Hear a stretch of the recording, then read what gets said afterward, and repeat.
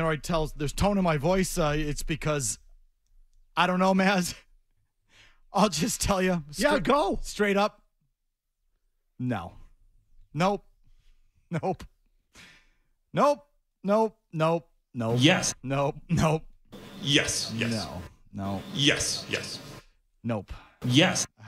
I can't stand the way these modern baseball executives talk. I can't stand it.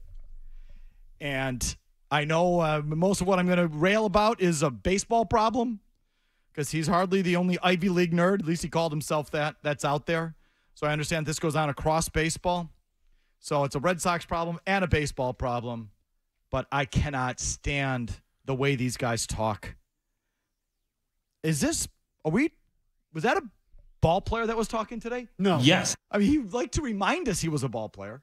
Did that sound like a ball player to you? No. Yes. Do you think we were talking sports today over there? No. Yes. Did that sound like the manager of an athletic endeavor? No. Yes. Yes. No, it didn't. Sounded like the CEO of a software company. Sounded like an analyst or an executive at a software company. Leveraging prospect capital to enhance your major league team.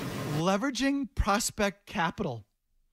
What else did we get in there? The job there is to synthesize all of that information. The one I liked was synthesize. When they were talking about the need for a right-handed bat in the lineup, he talked about the platoon asymmetry. Platoon asymmetry. That one sent me right out the window. And of course, the ever-present optimization. Correct. Well, that's a given. The biggest word in baseball. So add a right-handed bat to even out some of the kind of platoon asymmetry. Oh but my God! Told you. The way these guys talk. It is brutal, isn't it? Oh my God! The way they talk. Are we talking about sports? Are we talking about a ball game? Are we talking about a ball team? What are we talking about? Some objective and analytically driven. Oh, I think it's just painful. Optimization. Thank you. Did you use the word ubiquity?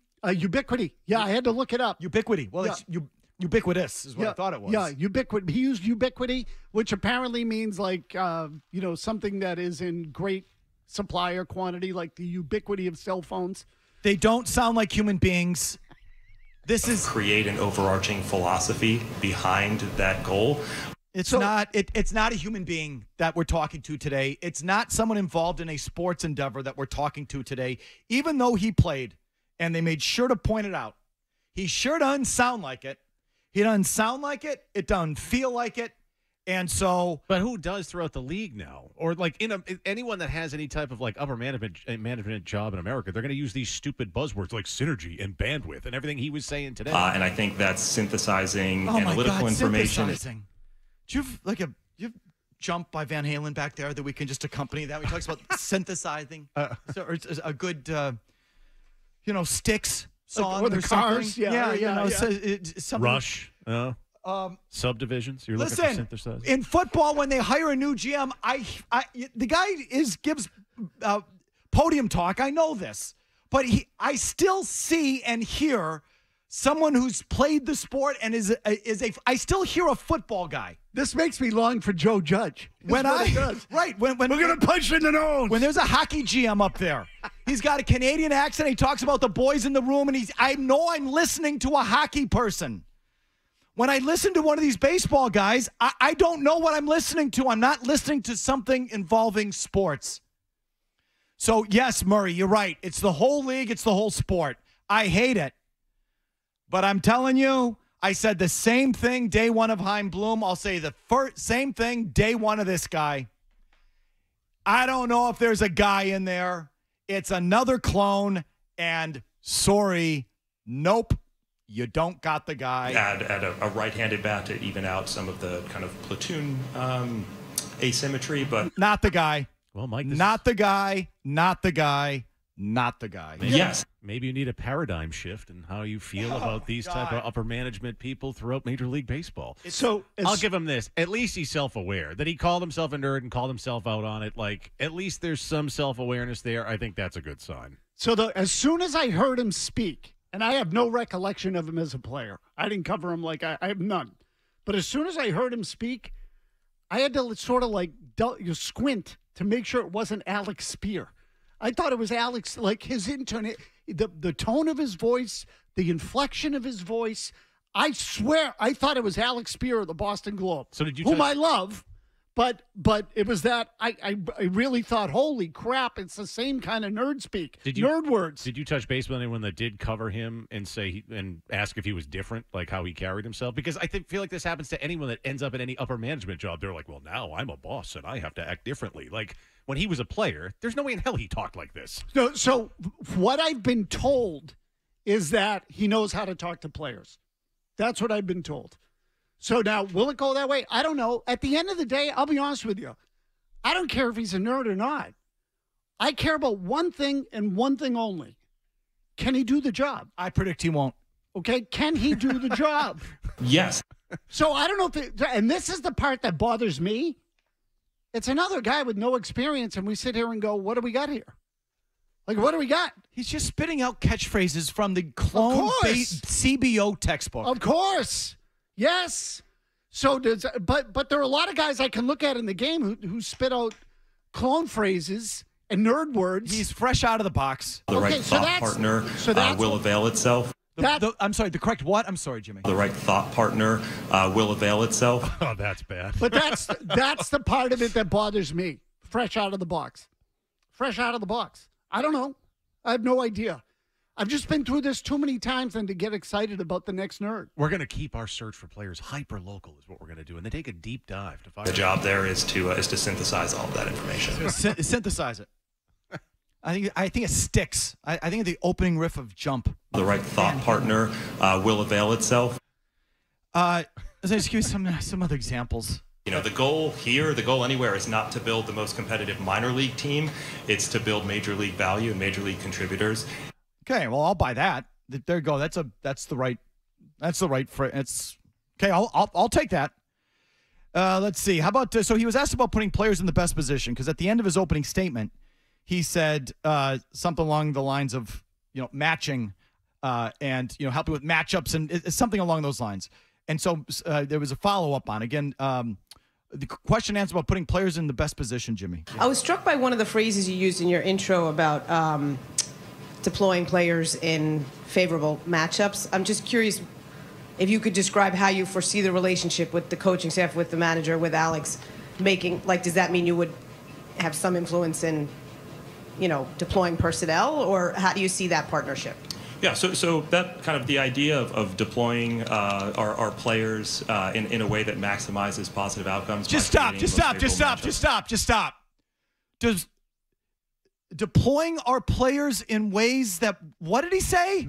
Maximizes positive outcomes. Our players in a way that maximizes positive outcomes by deploying our players in ways that maximizes positive outcomes.